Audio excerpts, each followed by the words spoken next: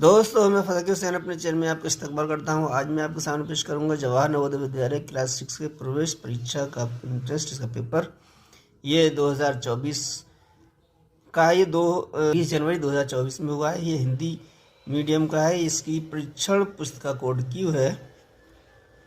तो ये पेपर हमारा 3 भागों में विभाजित होता है: मानसिक उत्तर परीक्षण, अंकगणित परीक्षण और भाषा परीक्षण।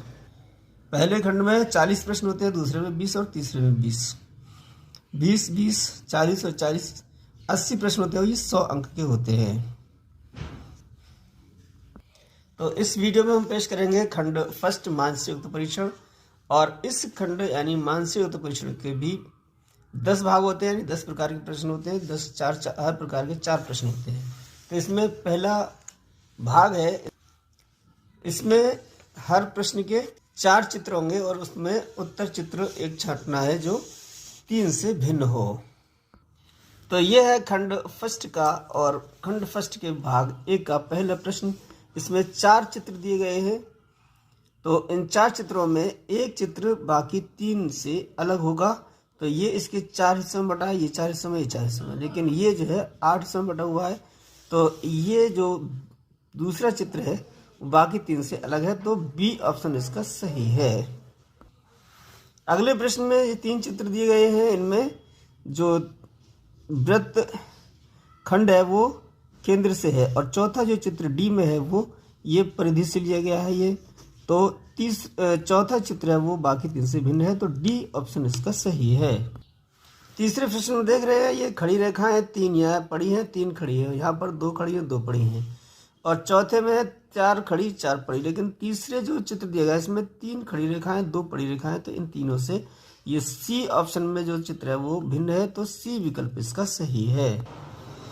चौथे प्रश्न में ये चित्र दिया गया है। ये इसमें इसको हम ये चित्र सेम है। इनको अगर हम क्लॉक वाइज घुमाए 90 डिग्री तो ये हमारे चित्र मिल जाएंगे। लेकिन ये जो डी में है ये चित्र अलग है, क्योंकि ये तीर और ये जो वृत्त है ये पास पास है, ये एक को छोड़ के है। तो डी चित्र जो है वो इन तीनों से ए बी सी से भिन्न है। तो डी विकल्प इसका सही है। अब चलते हैं भाग 2 पे, यानी ये प्रश्न 5वां भाग 2 का है। इसमें क्या होगा, एक प्रश्न चित्र है और 4 उत्तर चित्र हैं। तो ये प्रश्न चित्र 4 उत्तर चित्रों में से सेलेक्ट करना है, यानी छांटना है। छांट के बताना है कि बिल्कुल ऐसा प्रश्न चित्र उत्तर चित्रों में कौन सा है। तो सेम बिल्कुल इसी तरीके का चित्र जो है वो उत्तर चित्रों में बी ऑप्शन में दिया गया है। तो बी विकल्प इसका सही है। छठे प्रश्न में जो प्रश्न चित्र दिया गया है वैसा ही उत्तर चित्रों में प्रश्न चित्र जैसा है वो बी विकल्प में है। तो छठे प्रश्न का भी जो बी विकल्प है वो सही है। 7वें प्रश्न में प्रश्न चित्र है वो उत्तर चित्रों में डी ऑप्शन में, यानी चौथा चित्र है वो जो बिल्कुल सेम प्रश्न चित्र जैसा है। तो डी विकल्प इसका सही है। 8वें प्रश्न में भी डी बिल्कुल प्रश्न चित्र जैसा ही है। तो उत्तर चित्रों में, तो उत्तर चित्र में डी विकल्प इसका सही है। अब चलते हैं भाग 3, यानी तीसरे टाइप के प्रश्न होंगे मानसिक उत्तर परीक्षण में। वो नमा पहला प्रश्न है इसमें भाग 3 का। तो 9वें प्रश्न में दिया गया है प्रश्न चित्र दिया गया है। इसमें चौथा ही भाग इसमें खाली है। तो इस चौथा ही भाग को उत्तर चित्रों में कौन सा चित्र इसको पूर्ण करेगा, यानी कंप्लीट करेगा। तो ये देख रहे हैं बिल्कुल पूरा करने के लिए हमारा सी विकल्प में जो चित्र दिया गया उत्तर चित्रों में वो ही पूरा कर रहा है। तो सी विकल्प इसका सही है। 10वें प्रश्न में देखें जो प्रश्न चित्र दिया गया है वो इसमें ये चौथा हिस्सा हमारा कहाँ आएगा। तो ये हिस्सा बिल्कुल ऐसा है। तो इस तरीके का ये हिस्सा होगा वो इस तरीके का होगा, जैसे कि ये रेखा होगी और ये रेखा होगी। तो ये जो इस तरीके का टाइप का इसको पूरा करेगा वो है हमारा डी विकल्प में। तो डी विकल्प ही इसका सही होगा। 11वें प्रश्न में ये हिस्सा जो चौथा हिस्सा ऊपर को बाईं तरफ है वो कौन सी चित्र इसमें उत्तर चित्र में पूरा करेगा। तो ये है हमारा ए विकल्प में। इसको यहाँ फिट कर दो तो ये स्कूल ये इस तरीके का है पलटने पर, तो इस तरीके को पलटने पर ये मिल जाएगा। तो ए विकल्प इसका सही है। 12वें प्रश्न में ये इस टाइप का होगा, जैसे कि ये दोनों सेम है बिल्कुल। तो ऐसा ही इस तरीके से होगा बिल्कुल। जो बाईं तरफ ऊपर की तरफ है वो है हमारा बी विकल्प में। तो बी विकल्प इसका सही है। भाग 4 वाले प्रश्न देखते हैं। इसमें एक पैटर्न है, इसमें 3 चित्र दिए गए हैं। चौथे चित्र में चौथी खाली जगह है, तो उत्तर चित्रों में से इस खाली जगह में कौन सा इसको पैटर्न पूरा करेगा चित्र। तो ये देखते हैं, यहाँ पर ये 1 त्रिभुज है, ये 2 है, ये 3 है, तो ये 4 त्रिभुज वाला यहाँ पर हमारा इसको पूरा करेगा। तो 4 त्रिभुज है हमारे बी विकल्प में, तो बी विकल्प इसका सही है।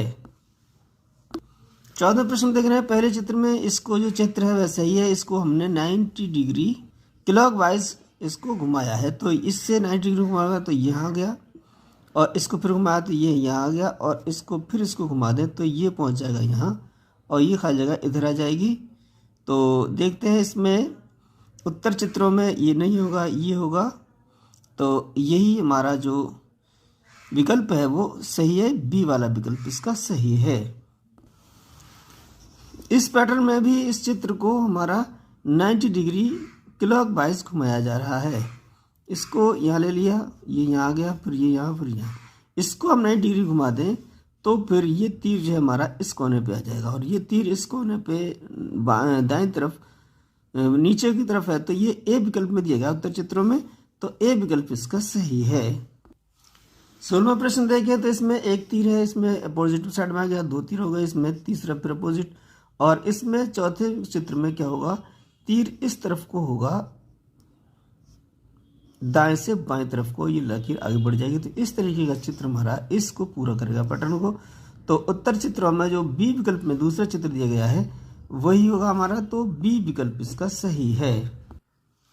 5वें तरह के प्रश्न है। इसमें क्या होगा, 2 चित्र आपस में जो संबंध है उन 2 चित्रों का तीसरे से चौथे चित्र का, यानी चौथे चित्र में उत्तर चित्रों में से किसका संबंध वो होगा जो इन दोनों का पहले और दूसरे का है।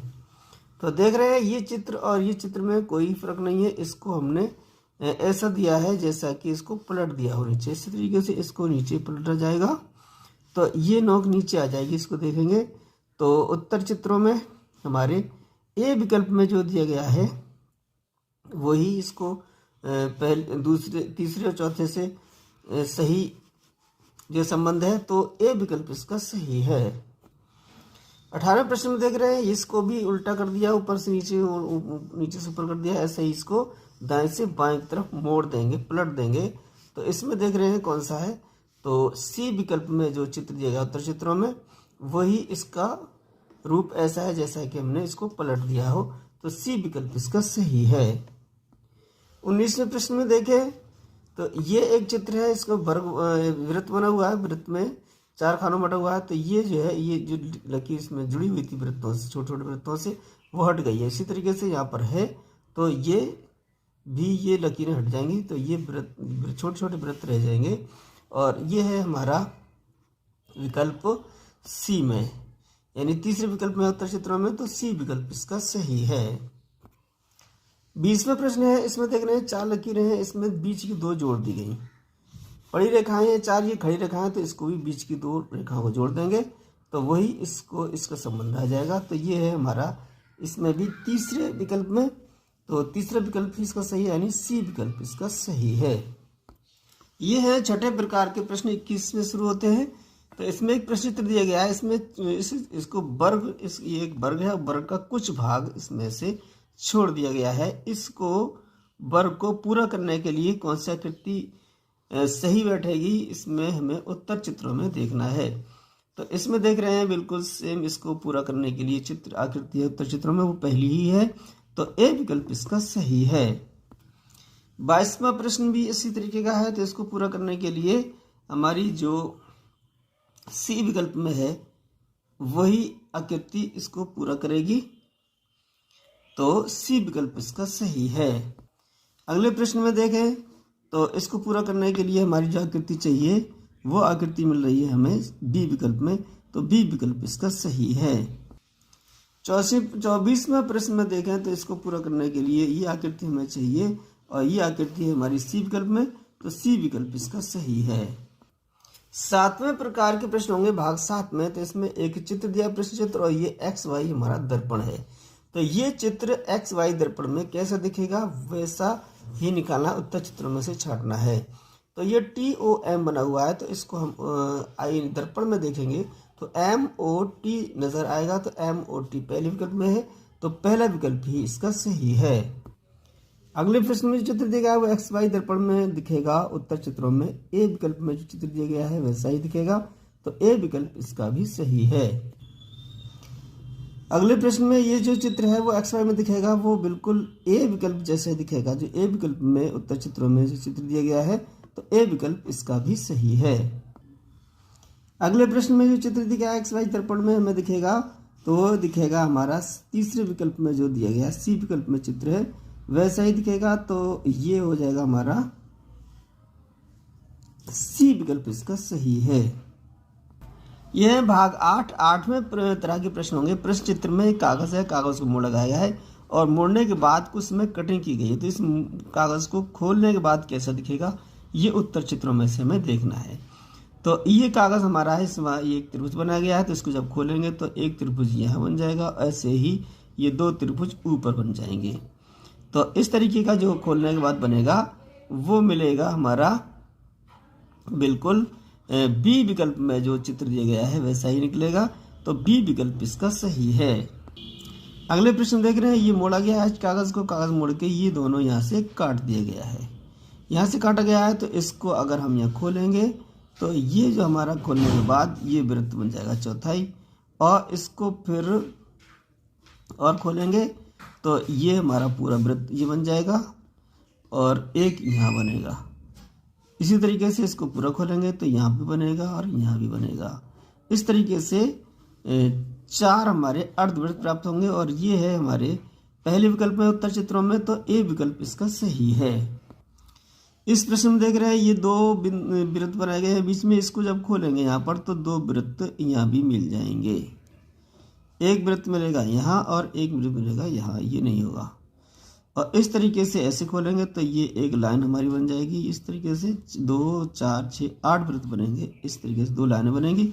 तो ये हमारे तीसरे विकल्प उत्तर चित्रों में तीसरे विकल्प में है, तो तीसरा विकल्प यानी सी विकल्प इसका सही है। इसमें देखें तो इसी मोड़कर कागज को मोड़कर ये हमारा वर्ग बना गया, इसको जब खोलेंगे तो यहाँ भी वर्ग बन जाएगा, और यहाँ पर वर्ग एक वर्ग ये और एक वर्ग ये एक वर्ग ये, इस तरीके से बीच में बनेगा। और यहाँ से फिर इसको खोलेंगे तो यहाँ भी एक बन जाएगा। तो इस तरीके का हमारे कहाँ मिलेगा, चारों कोनों पे मिलेगा। तो इस तरीके का बनेगा, वो बनेगा हमारे उत्तर चित्रों में पहले ही चित्र में दी गई है, तो वो है ए विकल्प में, तो ए विकल्प इसका सही है। ये भाग 9 में प्रश्न चित्र में कुछ आकृतियां दी जाएंगी, इसमें चित्र दिए जाएंगे, उसको मिलाकर उत्तर चित्रों में कौन सी आकृति हमें प्राप्त हो सकती है वो हमें चुनना है। चुनने के बाद OMR शीट पर उसका उत्तर देना है। देख रहे हैं ये एक त्रिभुज, ये त्रिभुज, ये चतुर्भुज है और ये त्रिभुज, ये त्रिभुज, इनको मिलाकर कौन सी आकृति बन सकती है, ये नहीं बनेगी, ये नहीं बनेगी। अब इसमें देखते हैं सी विकल्प में, ये भी नहीं बनेगी कि ये कटा हुआ है, तो ये हमारा सी विकल्प में जो चित्र दिएगा उत्तर चित्रों में वही सही, वही आकृति मिल सकती है, तो तीसरा विकल्प इसका सही है। अगले प्रश्न में देख रहे हैं 1 2 3 4 चित्र दिए गए हैं, इनको मिलाकर कौन सा चित्र बनेगा, तो इसमें 1 2 3 4 5 है, ये नहीं होगा, और 1 2 3 4 ये होगा, और ये नहीं होगा, ये भी नहीं होगा। तो ये बी विकल्प में है, जो उत्तर चित्रों में बी विकल्प में है वही हमारी आकृति प्राप्त होगी। प्रश्न चित्र के अंदर जो चित्र दिए गए हैं तो बी विकल्प इसका सही है। अगला प्रश्न है, इसमें ये 1 2 3 4 5 चित्र दिए गए हैं, तो ये 5 चित्र हमारे मिलेंगे उत्तर चित्रों में 1 2 3 4 5, ये डी विकल्प में है, बिल्कुल सेम मिलेगा, ये नहीं मिलेगा, ये भी नहीं, ये भी नहीं, तो डी विकल्प इसका सही है।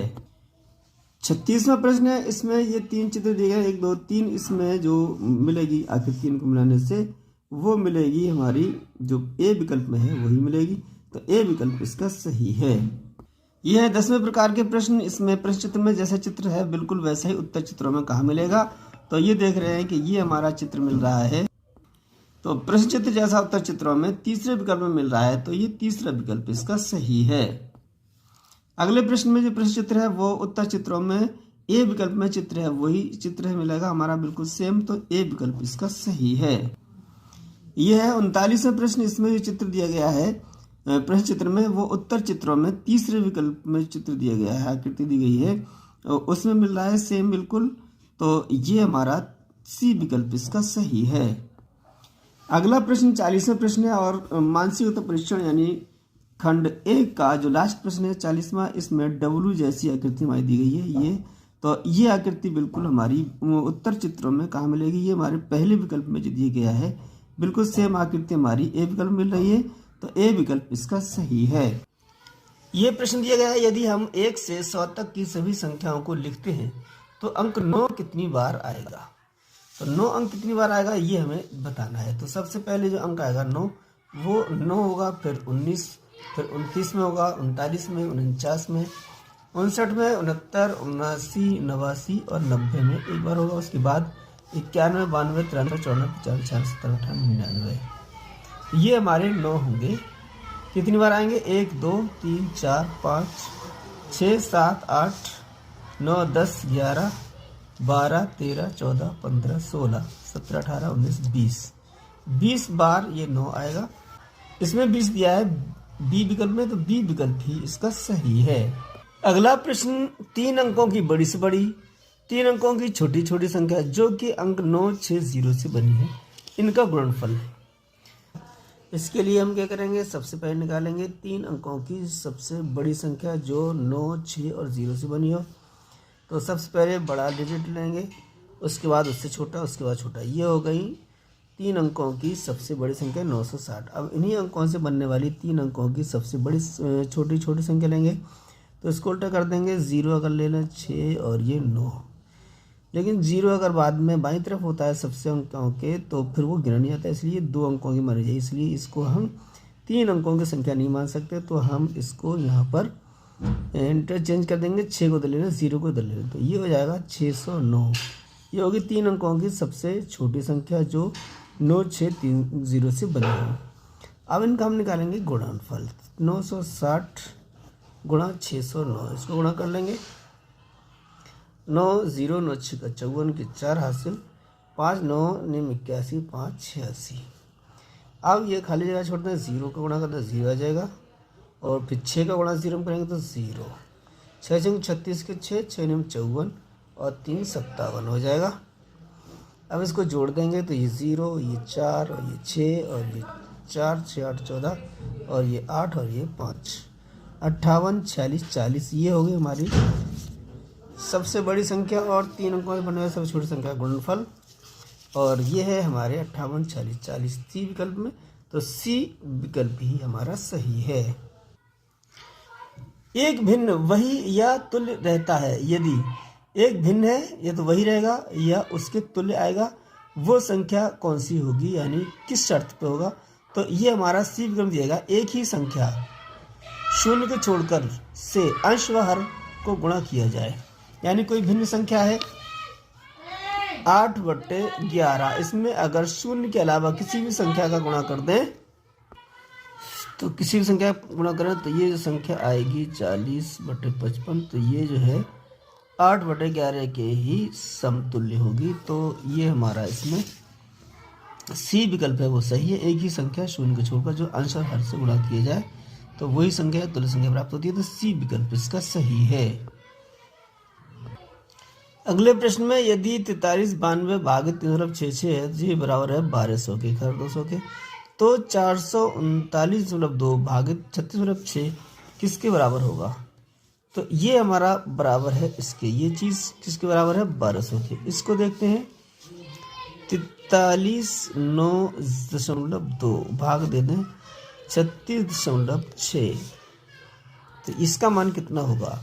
इसको हम दशमलव का खेल है, इसमें दशमलव को हटाते हैं, दशमलव हमारा इधर बढ़ाते हैं इधर बढ़ाते हैं, तो ये हो जाएगा 43.92 बटे 3.66। दो एक अंक इधर हट गया, एक अंक इधर हट गया, तो ये आ गया हमारा। अब ये हमारा इसमें दशमलव है ही नहीं यहाँ पर, तो इसको दशमलव हटाते हैं, 2 के बाद दशमलव है, तो इसको लिख सकते हैं 4392। इसमें 100 का भाग दे दें तो फिर ये दशमलव यहाँ से हट जाएगा, और 3.66 ये हमारा ये वाला है, तो इतना मान, ये जो है मान है वो है 1200 के बराबर। तो ये हो जाएगा 1/100 × 1200। ये 100 हमारे यहाँ रह गए, यहाँ पर 1 गुणा में ले लें तो 1/100 हो गए, और इसका मान जो दिया गया है वो 1200 दिया गया है। अब 100 का भाग दे दें तो ये आ जाएगा हमारा 12। तो ये जो आया है 439.2/36.6, इसका मान आ गया है 12। तो 12 हमारे पहले विकल्प में है, तो पहला ही विकल्प इसका सही है। अगले प्रश्न में एक वर्ग का परिमाप उस आयत के परिमाप के समान है जिसकी लंबाई 17, चौड़ाई 11 मीटर है। ये कोई आयत है जिसकी लंबाई 17 मीटर है, चौड़ाई है 11 मीटर। इसका परिमाप ये हो जाएगा 2 गुणा 11 धन 17, ये हो गए 2 गुणा 28, 28 दूनी 56। ये 56 एक ऐसे वर्ग का भी परिमाप है जिसकी चारों भुजाएं बराबर हैं। तो इस 56 को 4 भागों में बांट दें। तो 56 को 4 भागों में बांटें तो 4 का भाग देंगे, 4 एकम 4, और ये हो जाएगा 4 चौक 16, यानी ये भी 14, ये भी 14, ये भी 14, ये सब 14 होंगे। अब इसकी एक भुजा आ गई है 14, यानी ऐसा वर्ग जिसका परिमाप 56 है उसकी भुजा 14 होगी, और ऐसा आयत जिसकी 11 चौड़ाई 17 लंबाई हो उसका भी परिमाप 56 आ रहा है। तो अब इसका क्षेत्रफल ज्ञात करना है। तो इस वर्ग का क्षेत्रफल जिसकी भुजा 14 आई है तो भुजा का वर्ग होता है 14 का वर्ग 196 होगा। तो ये आ जाएगा 196 वर्ग मीटर। 196 हमारा ए विकल्प में, तो ए विकल्प ही इसका सही है। अगले प्रश्न में 30 किलोग्राम मिठाई से 2/3 किलोग्राम भार के कितने मिठाई के पैकेट बनाए जा सकते हैं। तो 30 किलोग्राम मिठाई है, इसमें 2/3 किलोग्राम के इसको भाग में बांट 2/3 किलोग्राम बराबर भागों में बांटना है। तो हम भाग दे देंगे 2/3 किलोग्राम का। तो कितने डिब्बे बनेंगे इसके लिए हम क्या करते हैं, भाग देते हैं। इसमें भाग के लिए क्या करते हैं, इसको गुणा में बदल देते हैं और भिन्न को उल्टा कर देते हैं। तो ये आ जाएगा हमारा 3 का गुणा कर दें, 0 3 3 9/2। अब 2 के भाग दे देंगे, 2 चौक 8, 1 बचेगा, 2 पंजे 10, 45 डिब्बे बनेंगे पैकेट। और तो 45 है डी विकल्प में, तो डी विकल्प इसका सही है। एक आयताकार प्लॉट का क्षेत्रफल दिया है 616 वर्ग मीटर है जिसकी चौड़ाई 22 मीटर है। तो ये आयताकार प्लॉट है जिसका क्षेत्रफल दिया है 616 और चौड़ाई दी है 22। तो लंबाई निकालने के लिए क्या करेंगे, क्षेत्रफल में चौड़ाई का भाग देते हैं। प्लॉट की लंबाई हमारी आ जाएगी 616 में, यानी क्षेत्रफल में भाग दे दें हम चौड़ाई का। तो 22 दूनी 44 होता है, यहाँ से बच जाएंगे 17, 17 में 6 जोड़ दें तो हो जाएंगे 176। तो ये 22 का 8 बार चला जाएगा, तो ये हो जाएगा 28। तो लंबाई कितनी आएगी, 28 मीटर। अब चारों ओर 705 प्रति मीटर की दर से बाड़ लगाने का खर्चा, इसमें चारों ओर बाड़ लगाना है तो कितनी लंबी बाड़ लगेगी ये हम निकाल लेंगे इसका परिमाप के सूत्र से, और जितनी मीटर आ जाएगी उसमें इतना गुणा कर देंगे क्योंकि 1 मीटर खर्चा है 7.5 रुपये। तो अब इसका परिमाप निकालना है, यानी बाड़ लगाने के लिए कितने मीटर तार की या किसी और चीज़ की ज़रूरत पड़ेगी। तो परिमाप होता है आयताकार का 2 गुणा लंबाई धन चौड़ाई। चौड़ाई हमारी 22 है, लंबाई आ गई 28। तो ये आ गई 2 गुणा 50, 50 दूनी 100। अब हमें 100 मीटर चीज़ की ज़रूरत पड़ेगी बाल लगाने के लिए। तो 1 मीटर खर्चा है 7.5, 100 मीटर खर्चा कितना होगा। तो बाल लगाने का कुल खर्चा जो आ जाएगा वो 7.5 गुणा 100, 100 गुणा कर देंगे तो 1 0 2 0 3 0 5 और ये 7, 2 के बाद दशमलव आ गया तो ये दशमलव आ जाएगा। तो ये आ जाएगा 750 रुपये का खर्चा आएगा, और 750 है डी विकल्प में, तो डी विकल्प इसका सही है। अगले प्रश्न में ए और a/b एक भिन्न है जिसमें a बराबर है b-3 तथा a धन 10/b माइनस a/b बराबर 10/7 है। तो a/b का मान कितना आएगा। तो यहाँ देख रहे हैं a धन 10/b है माइनस 10/b है माइनस a/b, ये a है, बराबर 10/7 दिया गया है ये। तो इसका हर बराबर है, तो हर हमारा बी ही रहेगा। ए धन 10 ये इसका अंश हो गया, ऋण इसका अंश है ए बराबर 10/7। ए से ए हमारा कैंसिल हो जाएगा क्योंकि ए प्लस का और ए माइनस का, तो ये आ जाएगा 10/b बराबर 10/7। 10 से कैसे कर दें, 10 से कम 10 और 10 से कम 10, 10 का भाग दे दिया। b का गुणा इसमें 7 गुणा इसमें, तो b बराबर आ गया 7। b बराबर 7 आएगा। a बराबर है b-3, ये दिया गया a बराबर b-3, तो b का मान आया 7, तो a का मान आ जाएगा 7 - 3 बराबर 4। 7 में 3 घटा दी 4 बच गए। निकालना है a/b का मान, और a है हमारा 4 और b है 7, 4/7 इसका मान हमारा आ गया है। 4/7 है हमारा सी विकल्प में, तो सी विकल्प ही इसका सही है। अगले प्रश्न में दिया 31 से 7/16 को दशमलव में परिवर्तित करना है।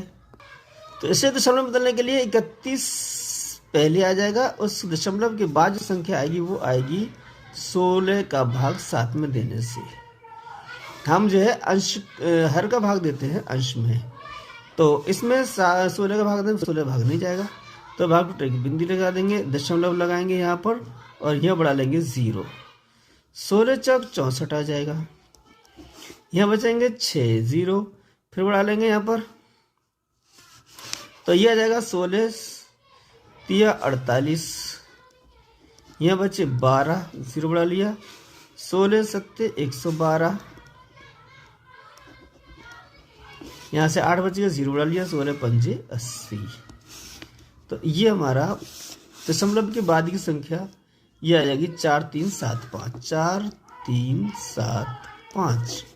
तो ये बदल जाएगा हमारा दशमलव में, क्या बदलेगा 31 सही 7/16। तो ये आया 31 सही 7/16, 31 4 3 7 5, तो ये सी विकल्प में दिया गया, सी विकल्प इसका सही है। यदि एक वर्ग की भुजा प्रत्येक भुजा अपनी 1/3 हो जाए तो वर्ग का क्षेत्रफल घटकर हो जाएगा। ये वर्ग है हमारा, इसकी भुजा ए है तो इसका क्षेत्रफल होता है a²। अब इसकी भुजा जो है तिहाई रह गई, इसका 3 हिस्सा, इसका 3 हिस्सा, इसका 3 हिस्सा, तो कितना बचेगा a/3 रह जाएगा, तो ये स्क्वायर करेंगे तो a² 3 × 9, तो ये a² था पहले, अब रह गया a²/9 9वां हिस्सा, तो ये 1/9वां हिस्सा रह जाएगा हमारा क्षेत्रफल, तो डी विकल्प इसका सही है। 51वां प्रश्न है, एक वस्तु को 2540 में बेचने पर जो लाभ प्राप्त होता है वही उसी वस्तु को 1850 में बेचने पर जो हानि होती है वो बराबर है। यानी इसमें और इसमें लाभ था, उसमें हानि हो गई, तो ये बराबर है। वस्तु का क्रय मूल्य कितना होगा, तो इसमें जो लाभ था 2540 बेचने पर, वो लाभ इसमें घट गया, तो इसका लाभ इसमें आ गया, तो ये बराबर इसका जो लाभ जितना था उसमें इधर आ जाए, तो ये जो है इसका भी क्रय मूल्य आ जाएगा, इसका भी क्रय मूल्य, ये भी क्रय मूल्य होगा, ये भी क्रय मूल्य होगा, तो ये दोगुना हो जाएगा क्रय मूल्य का। यानी इसका लाभ इसमें पहुंच गया, इसमें इधर लाभ इसमें निकाल के इसमें जोड़ दो, तो ये भी क्रय मूल्य बच जाएगा, ये भी क्रय मूल्य बच जाएगा, तो ये आ जाएगा 9 और ये आ जाएगा 3 और ये आ जाएगा 4, तो ये क्रय मूल्य का दोगुना बच गया।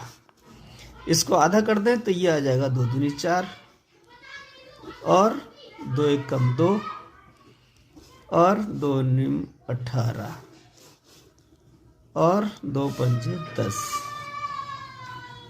तो ये आ गया क्रय मूल्य, ये 2195 ये क्रय मूल्य होगा।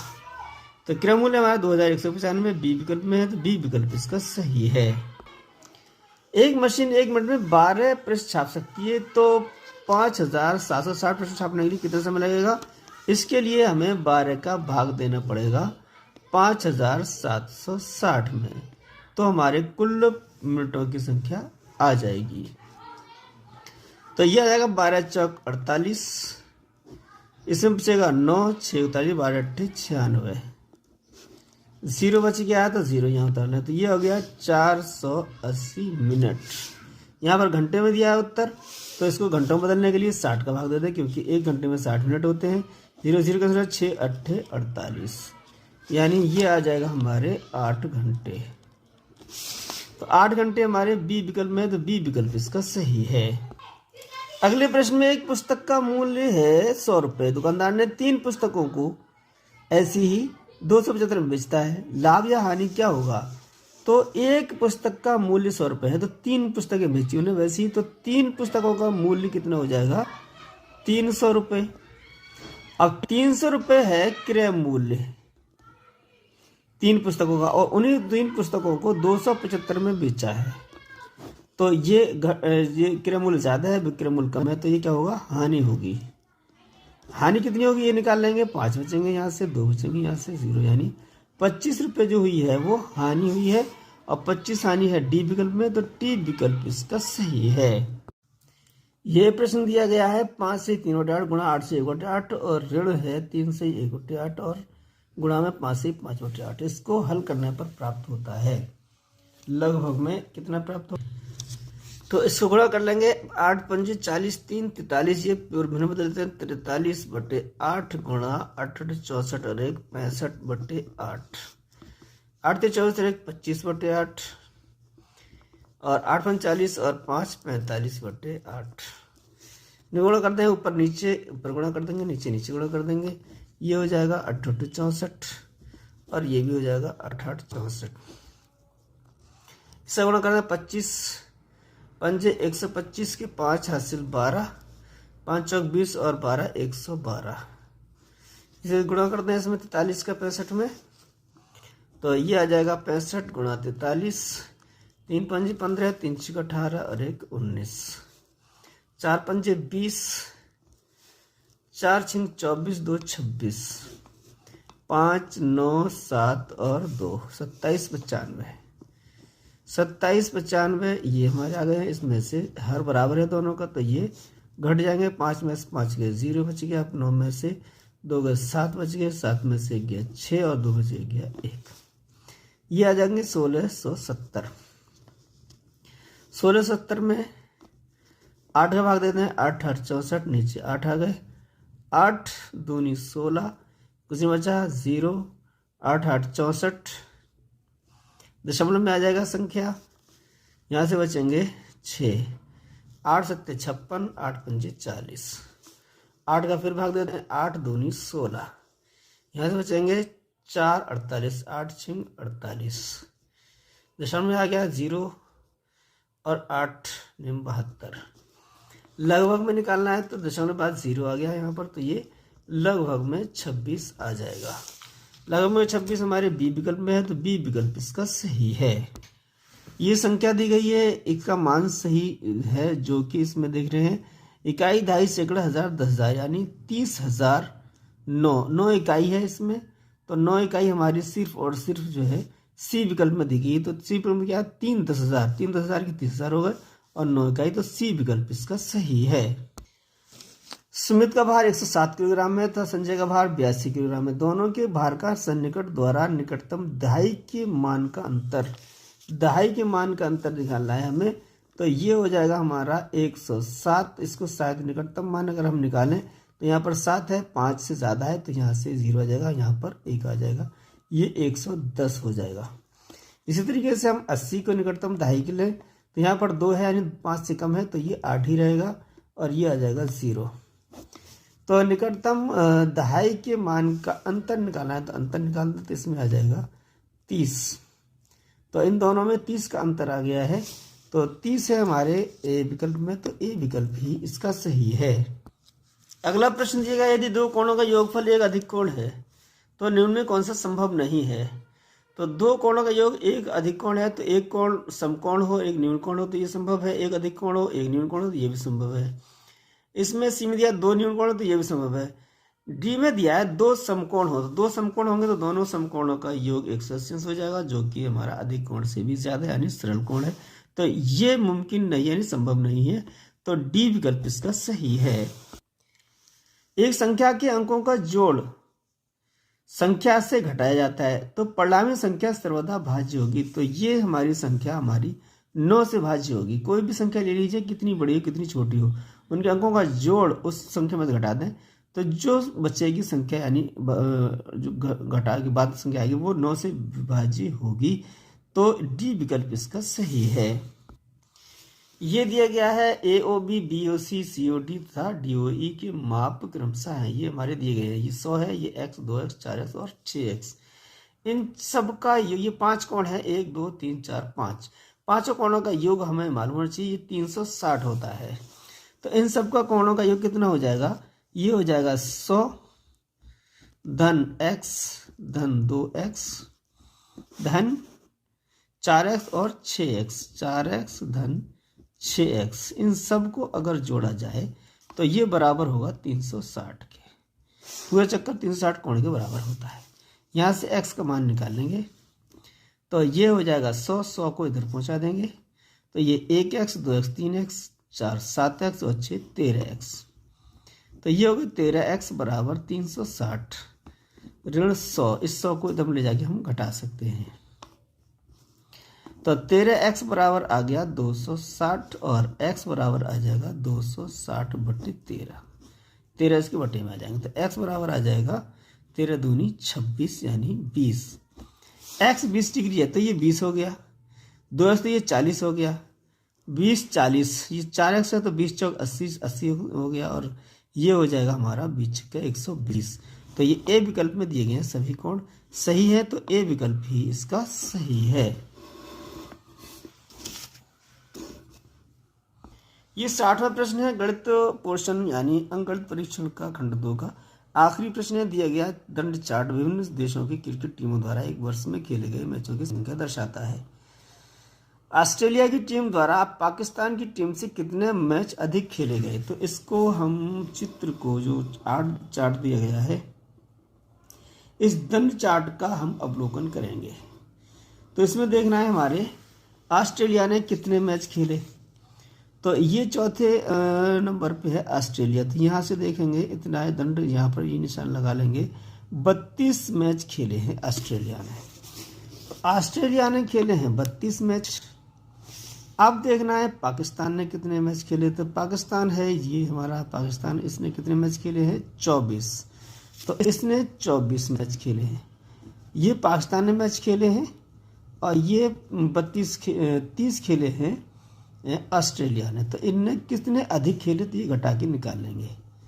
कितने? 32 हैं। तो 32 में से 24 घटा दें तो ये 12 में से 4 घटाएंगे तो 8 बच जाएंगे। यानी 8 मैच अधिक खेले हैं ऑस्ट्रेलिया ने पाकिस्तान से। तो ये 8 है हमारे ए विकल्प में। तो ए विकल्प ही हमारा सही है। खंड 3 में 20 प्रश्न होते हैं भाषा परीक्षण के। तो ये भाषा परीक्षण के 20 प्रश्न 4 अनुच्छेदों पर आधारित होते हैं। हर अनुच्छेद से 5-5 प्रश्न पूछे जाते हैं। पहला अनुच्छेद है ये कृतज्ञता ज्ञापन एक महान सद्गुण है जो प्रत्येक मनुष्य में होना चाहिए। यह एक अनुभूति है जिसके द्वारा हम किसी के प्रति धन्यवाद अभिव्यक्त करते हैं। हम अनेक रूपों में अपनी कृतज्ञता ज्ञापित कर सकते हैं। हम अपने विचारों, शब्दों और कार्यों में कृतज्ञ हो सकते हैं। जब हम धन्यवाद कहते हैं उसका अर्थ होगा हम कृतज्ञ हैं।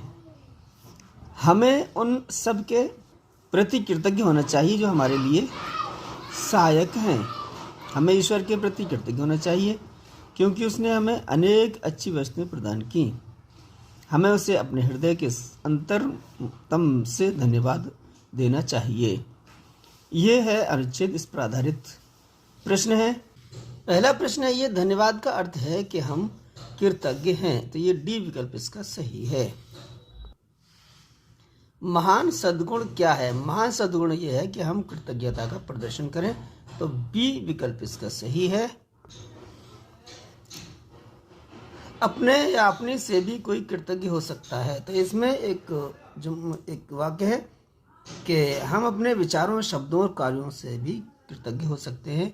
तो इसमें विचारों दिया गया है सी विकल्प में। तो सी विकल्प इसका सही है। यह है 64वां प्रश्न सहायक शब्द है। सहायक जो शब्द की संज्ञा है, सर्वनाम क्रिया है या विशेषण। तो ये सहायक शब्द विशेषण के रूप में इस्तेमाल होता है। तो ये डी विकल्प इसका सही है। सद्गुण का अर्थ है, सद्गुण का अर्थ जो है वो गुण है, यानी अच्छे गुण। तो ये ए विकल्प इसका सही है। ये है अनुच्छेद 2। आपने महान पर्यावरणवादी और सामाजिक कार्यकर्ता सुंदरलाल बहुगुणा के बारे में अवश्य सुना होगा। उनका जन्म उत्तराखंड के एक छोटे से गांव में हुआ था। उनका गांव ऊंची पहाड़ियों पर हरे भरे वनों से घिरा हुआ था। वन मूल्यवान वृक्षों से भरे हुए थे। खेल का सामान बनाने वाली अनेक कंपनियों ने सामान बनाने के लिए पेड़ों की कटाई शुरू कर दी। इसका परिणाम यह हुआ कि आसपास के क्षेत्रों में विनाशकारी बाढ़ आना शुरू हो गई। बाढ़ से लोगों को अनेक समस्याओं का सामना करना पड़ा। उन्हें अपने जीवन में वनों का महत्व समझ में आया। ये प्रश्न है, इस अनुच्छेद पर आधारित सुंदरलाल बहुगुणा एक महान पर्यावरणवादी थे। तो ए विकल्प इसका सही है। उनका गांव हरे भरे वनों से घिरा हुआ था। तो ये सी विकल्प में है, तो सी विकल्प इसका सही है। वनों की कटाई के परिणाम स्वरूप विनाशकारी बाढ़ आने लगी। तो ए विकल्प इसका सही है। सुंदरलाल बहुगुणा ये नाम है एक समाज सेवी कार्यकर्ता का। तो ये संज्ञा है, ये व्यक्ति, इससे सुंदरलाल बहुगुणा से व्यक्तिवाचक का बोध हो रहा है। तो ये व्यक्तिवाचक संज्ञा है। तो डी विकल्प इसका सही है। मूल्यवान का पर्यायवाची है अमूल्य यानी अनमोल यानी बेशकीमती। तो सी विकल्प इसका सही है। यह है अनुच्छेद नंबर 3। इसके ये अनुच्छेद पढ़ें, उसके बाद इस पर आधारित प्रश्नों को हम आंसर देंगे। वैज्ञानिक और चिकित्सक हमारे शरीर के विभिन्न तंत्रों और अंगों पर टीबी के खतरनाक प्रभावों के बारे में हमें चेतावनी देते हैं। प्रत्येक व्यक्ति प्रतिदिन औसतन 3 से 4 घंटे टीवी देखता है, जिससे हमारी दृष्टि कमजोर होती है। बच्चों पर सबसे अधिक प्रभाव पड़ता है क्योंकि वे निकट से टीवी देखते हैं, जो अधिक हानिकारक है।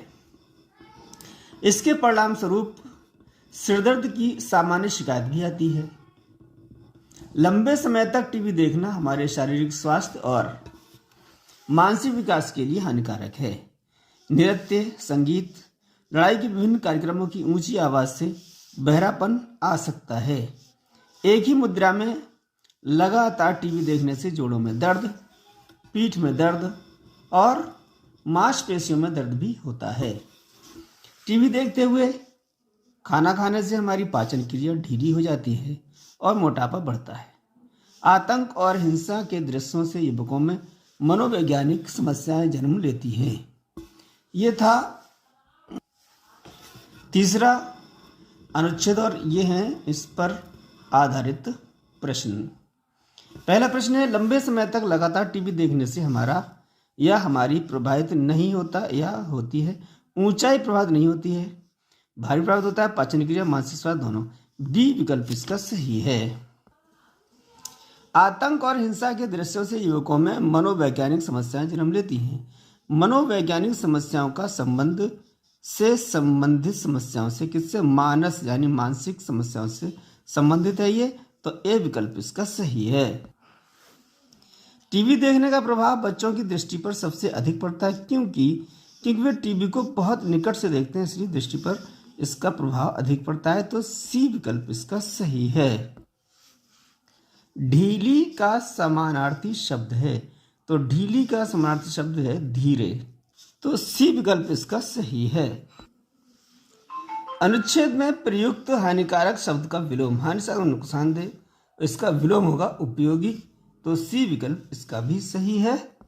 अब चलते हैं चौथे अनुच्छेद की तरफ। विनम्रता एक महान सद्गुण है। इसका अभिप्राय है विनम्र, कोमल और सुशील होना। यह घमंडी होने के उलट है। यह स्वयं पर नियंत्रण रखने की गुणवत्ता है। ऐसा व्यक्ति जिद्दी नहीं होता, वह दूसरे से सलाह लेता है और उनके अनुभव से सीखता है। वह अपना स्वयं का विशेषज्ञ है। वह आसानी से नाराज नहीं होता। एक विनम्र व्यक्ति अपनी गलतियों और कमियों को मुस्कान के साथ स्वीकार करता है क्योंकि वह आत्मकेंद्रित नहीं है, इसलिए वह विचारवान है। ये अनुच्छेद नंबर 4 था। इस पर आधारित प्रश्न 5 होंगे। विनम्रता एक महान है, तो विनम्रता एक महान गुण है। तो इसका ए विकल्प इसका सही है। अगला सवाल, विनम्रता का अभिप्राय है। विनम्रता का अभिप्राय सविनय होने से है, तो बी विकल्प इसका सही है। विनम्र व्यक्ति से सीखता है, यानी वह दूसरों के अनुभव से सीखता है विनम्र व्यक्ति, तो ए विकल्प इसका सही है। घमंडी किसका पर्यायवाची है? घमंडी जो है वो विनम्र, सुशील, कोमल का उल्टा है, तो अब पर्यायवाची कैसे होगा कि अक्खड़ से इसका पर्यायवाची होगा, घमंडी मतलब अक्खड़, तो डी विकल्प इसका सही है। जिद्दी का विलोम, ये जिद्दी का विलोम जो है, जिद्दी मतलब अटल, कठोर, स्वेच्छाचारी, ये जिद्दी की माने में आगा नहीं, समानार्थी होंगे, तो विलोम इसका सहमत होगा, तो विलोम, जिद्दी का विलोम सहमत होगा, तो सी विकल्प इसका सही है। ये थे 80 प्रश्न जवाहर नवोदय विद्यालय के क्लास 6 के एंट्रेंस टेस्ट के, हिंदी के थे 20। इसी तरह की वीडियो पाने के लिए हमारे चैनल को सब्सक्राइब करें। सारे जहाँ से अच्छा हिंदुस्तान हमारा, हम बोल बोले हैं इसकी ये गुलसिता हमारा।